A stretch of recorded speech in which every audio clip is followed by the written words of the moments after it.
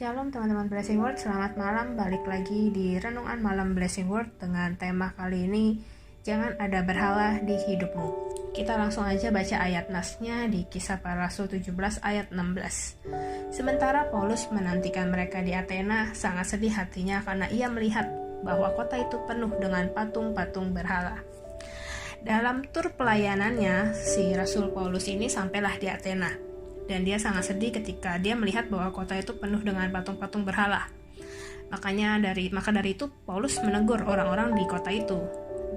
Di ayat 22-23 dikatakan, "Hai orang Athena, aku lihat bahwa dalam segala hal kamu sangat beribadah kepada dewa-dewa. Sebab ketika aku berjalan-jalan di kotamu dan melihat barang-barang pujaanmu, aku tidak dikenal. Apa yang kamu sembah tanpa mengenalnya, itulah yang kuberitakan kepada kamu." Teguran Paulus itu pun membuat banyak orang menjadi marah dan juga mengejek Rasul Paulus saat itu. Menyembah berhala adalah salah satu siasat iblis supaya manusia terpisah selamanya dari Tuhan. Agar manusia itu mencari jalan keluar dan kesenangan hidup dengan kecenderungan mengambil jalan yang pintas. Itulah berhala. Kita pasti udah tahu isi 10 hukum Taurat ya, hukum Tuhan. Bahkan mungkin ada yang udah sangat hafal. Salah satunya dikatakan, jangan ada padamu Allah lain di hadapanku. Jangan sujud menyembah kepadanya atau beribadah kepadanya. Itu udah ada di kitab Ulangan. Artinya, kita tidak boleh menyembah apapun selain Tuhan. Bukankah sampai hari ini masih banyak orang Kristen yang tidak sepenuhnya menyembah Tuhan? Ada berhala, dan teman-teman mesti tahu, ada berhala kuno dan ada berhala yang modern. Yang termasuk jenis berhala kuno itu mungkin kayak jimat, tahayul, patung, gambar-gambar, atau benda-benda lain yang dikeramatkan atau diagungkan, disembah gitu. Dan mungkin banyak dari kita akan ngomong gitu, enggak kok, saya nggak pakai jimat, saya nggak nyembah patung.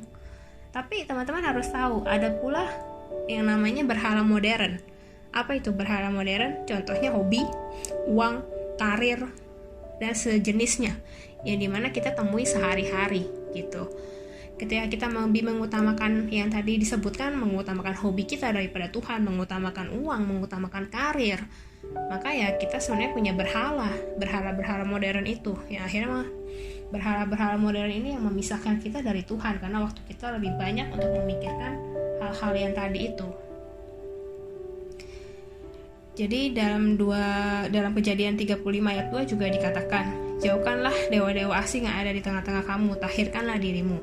Artinya ya Tuhan tidak senang jika kita memberhalakan apapun, barang atau hal apapun, melebihi kita mengingat Tuhan. Seringkali kan kita nggak sadar kalau kita memiliki berhala dalam hidup kita. Dan dikatakan bahwa Alkitab berkata bahwa Allah itu cemburu.